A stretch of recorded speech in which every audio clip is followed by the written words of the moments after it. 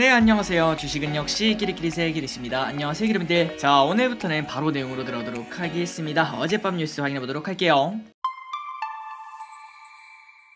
뉴욕 증시가 FOMC 후폭풍에 폭락을 했다는 소식입니다. 뉴욕 증시는 전날 열린 FOMC 결과를 뒤늦게 반영해 국채금리가 급등하면서 폭락을 했다고 한데요. 그래서 무려 나스닥이 5%나 폭락하며 다우지수와 나스닥 지수의 하락률은 2020년 이후 최대치를 기록을 했다고 합니다. 그리고 이렇게 뉴욕 증시가 갑자기 하루 늦게 폭락한 이유는 일단 첫날에는 0.75% 그러니까 자이언트 스텝은 없다 이런 이야기에 증시가 환호를 했는데요. 하지만 하루가 지나니까 연준을 못 믿는 사람들이 훨씬 더 많아졌다고 합니다. 그러니까 자이언트 스텝 어차피 할 거다. 지금 연준이 거짓말 하는 거다. 여기에 베팅하는 사람들이 많아졌다고 볼 수 있고 그러다 보니까 국채금리가 뒤늦게 급등하면서 폭락을 했다고 볼 수 있겠죠. 그래서 이제 시장의 눈은 다음 주에 발표하는 CPI 여기에 현재 눈이 쏠리고 있다고 합니다. 이 결과에 따라서 다시 또 증시가 반등을 해줄지 그런 것들을 판단할 수 있다고 합니다. 어쨌든 어린이날을 쉬고 온 우리 입장에서는 매우 아쉬운 결과라고 생각을 해볼 수 있겠네요. 그리고 다음입니다. 국제 유가는 산유국들이 원유 증산 규모를 기존과 같은 수준으로 유지했다. 이러한 소식에 상승했습니다. 뉴욕 상업거래소에서 WTI 가격은 전 거래일보다 0.4% 오른 배럴당 108.26달러의 거래를 마쳤다고 합니다. 마지막으로 로이드 오스틴 미국 국방장관은 서욱 국방부 장관과의 통화에서 북한의 탄도미사일 발사를 규탄하고 확장 억지를 포함해 한국에 대한 안보 약속을 재확인했다고 미국 국방부가 밝혔다고 합니다. 그리고 다음 뉴스입니다. 이 뉴스를 보니까 야, 이거 서학개미 분들이 진짜 투자를 잘 하고 있나 여기에 대해서 의문점이 들더라고요. 한번 보도록 하겠습니다. 서학개미 순매수 톱10 그런데 그 와중에 둘만 웃었다. 한국 예타 결전에 따르면 서학개미가 지난 1월부터 4월까지 미국 증시에서 주로 사들인 순매수 상위 10개 종목 중에서 테슬라 19% 상승 그리고 애플 0.5% 상승을 제외한 나머지 8개 수익률이 전부 다 마이너스였다고 합니다. 그런데 증시가 안 좋다 보니까 충분히 마이너스 있을 수 있겠죠. 마이너스가 있다고 해서 투자를 잘못한 건 아니라고 생각을 해볼 수 있습니다. 언젠가는 증시가 회복할 거라고 볼 수 있고 그때가 되면 또다시 플러스로 돌아설 거라고 볼 수 있으니까요. 그런데 그 와중에 몇몇 개가 살짝은 좀 어지럽다고 볼 수 있습니다. 올 1월에서 4월 서학개미가 가장 많이 매수한 종목은 당연히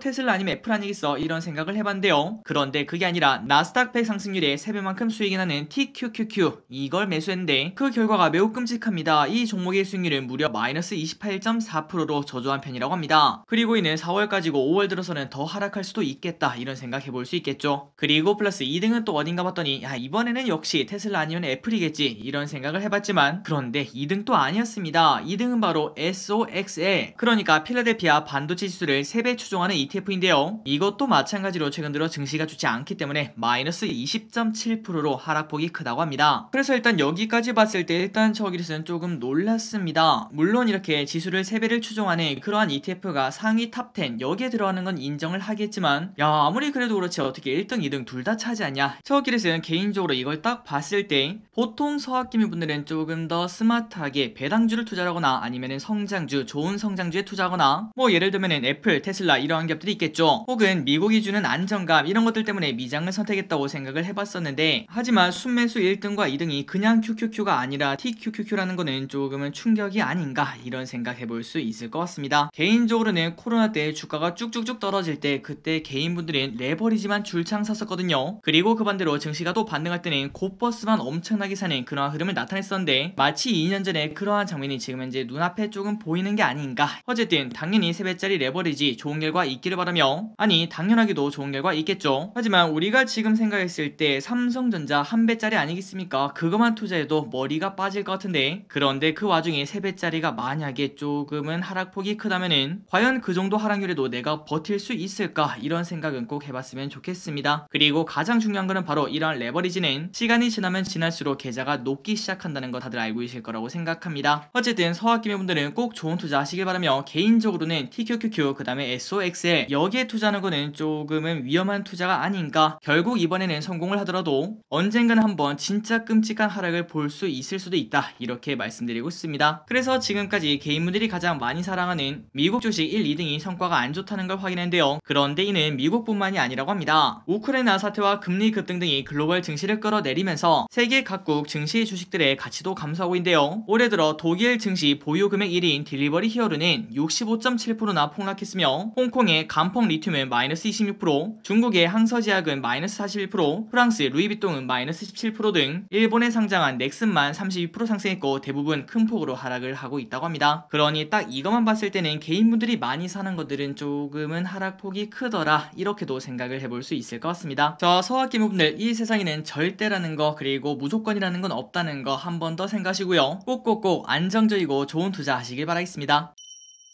다음입니다. 물거품된 보안 대장주 꿈 SK쉴더스 결국은 상장 철회. 자, 다음주에 청약을 실시하려고 했던 SK쉴더스 여기에서라도 몇만원 조금은 치킨값이라 줬으면 좋았겠지만 하지만 결국 상장 철회를 했다는 소식입니다. 빠르게 보도록 할게요. 국내 보안 대장주를 꿈꿨던 SK쉴더스가 수요 예측 부진에 IPO 철회 신고서를 제출하고 유가증권시장 상장 계획을 연기했습니다. 기업 가치를 온전히 평가받을 수 있는 최적의 시점에 다시 검토한다고 한대요. 자, 이번 IPO 과정에서 대다수 기관 투자자로부터 SK쉴더스의 펀더멘털에 대해 긍정적인 평가를 받았지만 그러나 글로벌 거시경제 불확실성이 심화돼 투자 심리가 급격히 위축된 것으로 본다고 합니다. 그래서 이걸 보니까 기관 투자자한테는 좋은 결과를 받았구나 이런 생각을 해볼 수 있는데 그런데 결과는 그렇지 않았습니다. SK쉴더스는 기관 투자자를 대상으로 진행한 수요 예측에서 200대 1 수준의 경쟁률을 보인 것으로 전해졌는데요. 내부적으로 공모가 희망 범위를 2만원대 중후반까지 낮출 수 있다는 컨센서스가 형성된 것으로 알려졌지만 SK쉴더스는 결국 상장 철회를 선택을 했다고 합니다. 그러니까 조금 더 시간이 지나서 제 값을 받을 수 있을 때 그때 상장을 한다는 소리겠죠. 자, 그때가 언젠지 모르겠지만 좋은 실적과 함께 적정한 가격으로 돌아왔으면 좋겠습니다. 다음입니다. 루시드 6월부터 가격 인상, 현재 주문량 3만 대 이상. 럭셔리 전기차 회사인 루시드 그룹이 장 마감 후 올해 1분기 실적을 발표하며 오는 1일부터 전기차 가격을 인상한다고 밝혔습니다. 또한 현재 예약된 에어 세단 주문량은 3만 건이 넘는다고 공개를 했다고 하네요. 자, 루시드는 오는 31일까지 이뤄진 주문에 대해서는 기존 가격을 그대로 유지하지만 그 이후로부터는 에어 모델 가격은 10%에서 12% 인상에 적용한다고 발표했습니다. 말 그대로 인플레 때문에 당연히 인상이 이뤄질 수밖에 없겠죠. 그리고 플러스 루시드는 이날 럭셔리 SUV 모델인 그래비티를 24년 상반기에 선보이겠다고 확인했으며 또한 지난달 사우디아라비아 정부가 향후 10년에 걸쳐 루시드의 전기차 10만 대를 구매하기로 합의했다고 밝혔다고 합니다. 그나저나 갑자기 사우디아라비아 정부가 왜 10만 대나 사는가 봤더니 그 이유가 있었네요. 사우디아라비아의 국부 펀드는 루시드 지분 62%가량을 소유하고 있다고 합니다. 이 정도면 사실상 루시드는 사우디아라비아 거 아닌가 이런 생각도 해볼 수 있겠네요. 자, 다음입니다. 자동차 소식 하나 더 보도록 할게요. 현대 기아차 다음. 이게 뭐야? 안방서 르쌍쇠가 안 보인다. 자, 자동차에 관심 있으신 분들은 당연히 르쌍쇠가 뭔지 알고 계실 거라고 생각합니다. 그런데 이제 르쌍쇠가 안 보인다고 하네요. 한번 보도록 하겠습니다. 수입차 업계의 투톱인 메르세데스 벤츠와 그 다음에 BMW 이 두 가지가 내수 시장에서 현대 기아에 이어 판매량 3, 4위를 굳히고 있다고 합니다. 아마도 몇몇 기름들은 조금 놀라셨을 것 같은데요.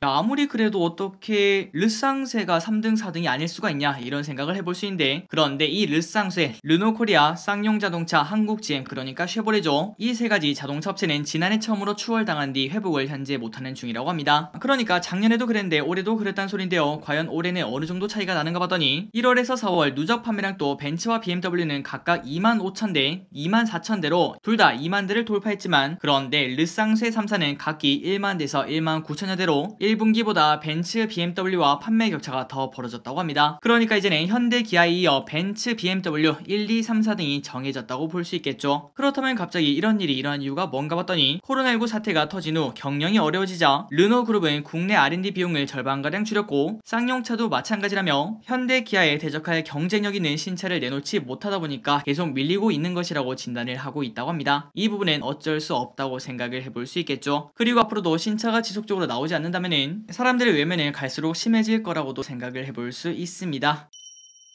다음입니다. 르쌍쇠 하니까 그 중에 쌍용 자동차 거기에 관련된 뉴스 한번 보도록 하겠습니다. 고래 삼키려던 새우 에디슨 EV 36억 못 갚아 파산 위기. 쌍용차 인수에 나섰다가 실패한 에디슨 모터스의 계열사 에디슨 EV가 파산 위기에 놓였습니다. 그 이유는 36억 원의 빚을 갚지 못했다는 이유 때문이라고 한대요. 에디슨 EV는 채권자 8명이 수원지방법원에 파산 신청을 접수했다고 공시를 했습니다. 채권 금액은 36만 원이며 그리고 한국거래소 규정상 코스닥 상장사의 회사는 상장 폐지 사유에 해당해 가정이 파산이 선고될 경우에는 이의 신청 절차 없이 즉시 상장 폐지가 된다고 합니다. 이에 관리 종목 지정 사유가 추가가 되었다고 한데요. 참고로 에디슨 EV는 이미 정지가 되어 있는데 그렇다면 이미 거래 정지가 된 이유가 뭔가 봤더니 앞서 외부 회계법인으로부터 감사 의견 거절을 받은 뒤 사유 해소 확인서를 제출하지 않아 지난달 이미 상장 폐지 사유가 발생했다고 한데요. 이의 신청서를 제출해 4월 10일까지 개선 기간을 부여받은 바 있다고 합니다. 그래서 결국 쌍용차를 삼키려고 했던 에디슨, 하지만 결과는 조금은 나쁘게 흘러가는 걸 우리가 확인할 수 있습니다. 그리고 개인적으로는 조금 말하기가 조심스럽지만 확실한 공부 없이 에디슨 EV 이 기업에 만약에 투자하신 적이 있다면은 조금은 투자 스타일을 바꿔야 되지 않나 이런 생각을 조심스럽게 볼 수 있을 것 같습니다. 그리고 그 이유는 딱 하나로 정리할 수 있을 것 같은데요. 이 에디슨 EV가 뭐하는 회사인지는 전혀 상관없고 그냥 단순히 쌍용 자동차를 인수하면 주가가 엄청나게 올라갈 것이고, 그리고 실제로도 주가가 올라가고 있으니까 야 지금 사면은 더 먹겠지 이런 생각이 매수를 했다고 생각을 해볼 수 있겠죠. 그냥 단순히 아무 생각 없이 야 주가가 올랐으니까 이거는 떨어지겠지 곧버스 사야겠다, 그리고 주가가 떨어졌으니까 야 이건 오르겠지 레버리지 사야겠다, 이거와 똑같은 조금은 위험한 투자 방식이라고 생각을 하고 있습니다. 자, 기분들 중에서는 이러한 피해를 받으신 분들이 절대 없으시길 진심으로 바랍니다. 그리고 앞으로도 지속적으로 없으셨으면 좋겠습니다. 다음입니다. 미국 투자은행 번스타인, 지금이야말로 저렴한 반도체 빅테크주 매수 적기. 저 증시가 지금 매우 안 좋습니다. 그런데 지금이 바로 저렴한 기술주를 매수할 시기라고 한데요. 미국의 유명 투자은행인 리처드 번스타인 어드바이저스의 애널리스트들이 입을 모으며 추천주 10개를 꼽았다고 합니다. 기술주 중심의 나스닥 지수가 폭락함에 따라 저렴한 기술주의 매수 기회가 찾았다고 판단했고, 그런데 그 와중에 비싸고 수익성 없는 기업들은 경계하라고 강조를 했다고 합니다. 자, 그렇다면 위 10개 기업이 어떤 건지 한번 보도록 하겠습니다. NXP 반도체, 알파벳, 메타, 브로드컴, 텍사스 인스트루먼트, 아날로그 디바이스, 로지텍, 돌비 레보라티스, 그리고 셔터스토, 이렇게 꼽을 수 있다고 합니다. 한번 서학개미 분들이 계시다면 참고하시면 좋을 것 같습니다. 다음입니다. 최근 들어 우선주에 조금 몰리는 흐름이 나타난다고 한데요. 한번 보도록 하겠습니다. 올해 들어 국내 증시가 하락하자 보통주보다 배당금을 조금이라도 더 주는 우선주로 자금이 쏠리고 있다고 합니다. 그러니까 안정감을 조금 더 챙긴다고 생각을 해볼 수 있겠죠. 통상 우선주는 의결권이 없어 보통주보다 주가가 낮지만 올해 들어서는 조금 특이한 흐름이 나타나고 있습니다. 우선주가 보통주보다 낙폭이 적거나 오히려 보통주는 하락하는데 우선주는 상승한 사례가 많다고 합니다. 예를 들어 넥센은 마이너스 1.9%지만 우선주는 7% 상승했고, 한진카는 마이너스 8%지만 우선주는 11%나 급등했다고 합니다. 자, 이 같은 흐름은 증시가 하락하자 안정적인 배당을 기대할 수 있는 우선주 선호가 짙어진 것으로 풀이가 되며, 배당 성향이 높은 지주사와 증권주를 중심으로 이 같은 현상이 나타났다고 한데요. 하지만 하락장이라고 해서 늘 우선주가 보통주보다 좋은 선택은 아닙니다. 그 이유는 바로 조금만 늦게 탄다면 우선주의 몸값이 상대적으로 높아지면서 배당 수익률은 오히려 하락한다고도 생각을 해볼 수 있고, 그리고 또한 만약에 실적이 부진할 경우에는 배당금 지급을 중단하는 배당컷 우려도 현재 존재하고 있다고 합니다. 또한 우선주의 계리율이 지나치게 큰 종목은 급등 급락의 위험이 있어 투자에 유의를 해야 된다고 합니다. 저 개인적으로 저기리슨 우선주에는 크게 투자를 하지 않는 편입니다. 그런데 그 이유가 우선주를 뭐 싫어하거나 아니면 배당을 싫어하거나 그게 아니라 그냥 딱 하나, 거래량이 상대적으로 적기 때문인데요. 살 때는 오히려 비싸게 사야 될 때가 있고, 그리고 팔 때는 오히려 싸게 팔 때도 있다는 거 아마도 몇몇 기분들은 알고 계실 거라고 생각합니다. 그러한 이유로 저기리스는 어차피 살 거 본주를 사자 이렇게 생각하는데, 하지만 그렇다고 우선주가 나쁘다는 건 아니고, 그리고 그 와중에 가끔 우선주만 쭉쭉 올라가는 그러한 현상도 가끔 나타나긴 하죠. 개인적으로는 우선주 위주로 사는 것도 꽤나 좋은 방법이라고 생각하는데, 딱 한 가지, 본주보다 우선주가 엄청나게 비싼 그러한 경우가 있습니다. 보통 그거는 소위 말해 세력이 한번 해먹었던 종목들인데요. 그런 것들은 절대 매수하지 마시고 다른 기업들을 보는 게 어떻겠나 이렇게 말씀드리고 싶습니다. 다음입니다. 누들플레이션, 짜장면 14%, 칼국수 11%, 면류, 외식 물가 상승률 최고. 서울에서 마침내 냉면 한 그릇 1만원 시대가 개막을 했습니다. 진짜 비싸네요. 그리고 대표적인 서민 음식으로 꼽히는 짜장면도 평균 가격이 처음으로 6,000원을 돌파를 했다고 한데요. 전달보다는 5% 상승, 1년 전보다는 14%나 급등하며 가격표의 매납 숫자가 5에서 6으로 드디어 바뀌었다고 합니다. 또한 저렴한 한 끼로 통하던 칼국수 가격도 지난달 8,269원을 기록하며 1년 전보다 10% 이상 상승을 했다고 합니다. 그렇다면 가격이 이렇게 상승한 이유가 뭘까요? 바로 외식업계는 밀가루 등 원재료 가격이 치솟으면서 칼국수, 짜장면, 냉면 등 이러한 면 요리가 가격 인상 압박을 크게 받고 있는 것으로 보고 있다고 한데, 누들플레이션이라는 말이 나올 정도라고 합니다. 그리고 여기에 인건비도 오르고 사회적 거리두기 해제로 외식 수요도 늘어난 것이 종합적으로 가격 인상에 영향을 미친 것으로 풀이가 된다고 합니다. 자, 물가가 많이 오른 거 최근 들어 외식을 해보신 분들은 진짜 뼈저리게 느끼실 것 같은데요. 뭔가 코로나 시국에 집에만 있어서 그런지 모르겠지만 코로나 전이랑 지금이랑 비교하면은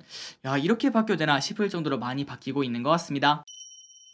다음입니다. 반도체 기판업체 어닝 서프라이즈로 빵끝, 저평가된 주식 매력. 인쇄로 기판 PCB 업체들이 일제히 1분기 어닝 서프라이즈를 기록하며 주가에 대한 추가 상승 기대감이 커지고 있습니다. 일부 기판업체의 고부가 제품군에서 외형 성장이 가시화되자 올해 실적 충치를 올려잡으며 목표 주가를 상향 조정하고 있다고 한데요. 그 중에 대표적인 기업은 바로 심택이라고 볼 수 있겠죠. 심택이 1분기 매출은 전년비 47% 증가, 영업이익은 447% 증가했고, 또한 스마트폰 수요 감소로 실적 악화를 예상했던 삼성전기 영업이익도 1년 전 대비 15% 증가, LG노텍은 5%나 증가를 했다고 합니다. 그렇다면 갑자기 이렇게 PCB가 좋은 이유가 뭔가 봤더니 바로 고부가인 MSAP 미세회로 제조공법 제품군의 외형이 확대되며 어닝 서프라이즈를 기록한 것으로 분석이 된다고 한데요. 모바일용 출하는 감소했으나 산업, 전장용, IT 고용량품 출하가 증가하며 매출이 증가한 것으로 보인다고 합니다. 그런데 2분기는 보통 PCB의 비수기라고 합니다. 하지만 2분기에 대한 우려는 이미 주가가 반영하고 있다는 분석이며 하반기에도 고부가 제품군의 매출 비중 확대에 힘입어 꾸준한 성장세를 이어갈 것으로 보인다고 합니다. 자, 그렇다면 PCB 업체들의 주가가 빠질수록 이러한 이야기가 맞다면 매수 기회라고 생각을 해볼 수 있겠죠. 지속적으로 공부를 해봐야 될 것 같습니다. 자, 오늘의 기업 두 가지 이제 보고 마무리해보도록 하겠습니다. 첫 번째, 두산 퓨얼셀 오늘 급등하고 있더라고요. 수소법 통과로 정책 혼란 마무리될 듯 유진투자증권은 두산 퓨얼셀에 대해서 수소 경제 육성 및 수소 안전 관리에 관한 법률 일부 개정 법률안, 이걸 바로 수소법이라고 말을 하죠. 이 수소법 통과로 펀더멘탈 훼손이 끝날 것으로 예상을 한다고 합니다. 투자 의견 매수, 목표가 75,000원. 수소법의 주요 정책은 수소 발전용 천연가스 별도 요금제 도입, 청정수소 판매 사용 의무제, 전기사업자의 수소 발전량 구매 공급제, 수소발전 입찰시장 도입 등 이런 것들이 있다고 한데요. 그러니까 조금 쉽게 말하자면 수소법의 기본 골격은 청정수소를 기반으로 수소 발전을 늘리는 것인데, 행정부에서 많은 권한을 가지고 세부 사항을 정할 수 있게 돼 있다는 분석이 나온다고 합니다. 그리고 차기 정부는 수소 사업을 육성하겠다, 이러한 정책 기조를 가지고 있기 때문에 국내 수소발전 산업의 성장세는 더 강해질 것이라고 분석을 한다고 합니다. 그리고 두산퓨얼셀의 한번 실적을 보도록 하겠습니다. 매출액과 영업이익, 순이익이 엄청나게 빠르게 성장하는 걸 볼 수 있고요. 그래서 올해 퍼는 117 매우 높다고 볼 수 있겠지만, 하지만 성장세가 매우 크기 때문에, 그리고 내후년에는 37까지 떨어지는 걸 볼 수 있습니다. 자, 그렇기 때문에 지금 절대적인 가격 위치는 당연히 비싸다고 말할 수밖에 없겠지만, 하지만 앞으로의 성장을 위해 컨센처럼 그대로 한다면은 분명 지금 가격은 멀리 봤을 때 당연히 기회였다고 생각을 해볼 수 있겠죠. 하지만 우리가 지금 생각할 거는 절대 짧은 방망이가 아니라 진짜 긴 방망이, 사실상 방망이도 짧습니다. 예를 들면은 잠자리채 그런 걸로 조금은 휘둘러야 되지 않나, 이런 생각을 해볼 수 있습니다. 자, 그러니 여러분들 두산퓨얼셀 한번 공부를 해보시고요. 절대 짧게 보지 마시고 진짜 길게 보면은 후회할 확률보다 야 진짜 잘 샀다 이렇게 감탄할 확률이 매우 크다고 생각을 해볼 수 있습니다. 마지막입니다. 대한항공 여객 실적 회복, 화물 호조 지속, 업종 토픽. 하나투자증권은 대한항공에 대해서 항공사 가운데 여객 실적 회복을 가장 먼저 확인할 수 있을 것이라며 업종 내 토픽으로 제시를 한다고 합니다. 투자 의견 매수, 목표 주가 43,500원 유지. 대한항공은 가장 빠른 회복이 나타나고 있는 장거리 노선을 비롯해 환승 수요, 프리미엄 좌석 수요 등 이런 것들을 모두 감당할 수 있기 때문에 여객 실적 회복을 가장 먼저 확인할 수 있을 것이라고 말을 했다고 합니다. 그리고 이어 상반기까지 화물 시장 호조는 계속될 것으로 전망되며, 화물 호실적을 바탕으로 재무 상태는 탄력적으로 개선되고 있다며 1분기 말 별도 기준 부채 비율은 255%로 역대 최저 수준이라고 진단을 한다고 합니다. 그래서 저기시 한번 투표를 진행해봤습니다. 투표수는 6,400건이고요. 그리고 질문은 나는 올해 해외로 무조건 휴가를 갈 것이다, 이게 질문이었는데 무조건 간다가 22%, 휴가 일정만 맞으면 최대한 노력을 하겠다 22%. 하지만 조금 의외였습니다. 아직까지 해외는 조금 다음에 갈게, 이게 무려 56%나 되더라고요. 그리고 기분들의 댓글을 봤을 때 가장 큰 요인 중 하나는 항공값이 진짜 비싸더라, 이러한 벽이 좀 있었다는 걸 확인할 수 있었습니다. 어쨌든 제 생각보다는 조금은 적게 무조건 간다가 22%가 나왔다는 거 참고하시면 될 것 같습니다. 그래서 대한항공의 주봉을 보도록 하겠습니다. 주가는 그냥 출렁출렁 되면서 위도 아니고 아래도 아니고 그냥 오른쪽으로 흐르는 걸 확인할 수 있죠. 그렇기 때문에 지금 현재 실적, 내년 실적은 이미 선반영되고 있는 거 아닌가, 이런 생각을 해볼 수 있고, 일단 저 기리스는 개인적으로 조금은 방망이를 짧게 보는 게 어떻겠나, 이렇게 말씀드리고 싶습니다. 자, 오늘 공부는 여기까지 하도록 하겠습니다. 항상 이렇게 같이 공부해주셔서 진심으로 감사합니다. 이번 주말 와 이렇게 쉬어도 되나 싶을 정도로 푹 쉬시고, 그리고 월요일날 진짜 좋은 뉴스로 돌아왔으면 좋겠습니다. 지금까지 기리셨습니다. 빠이요.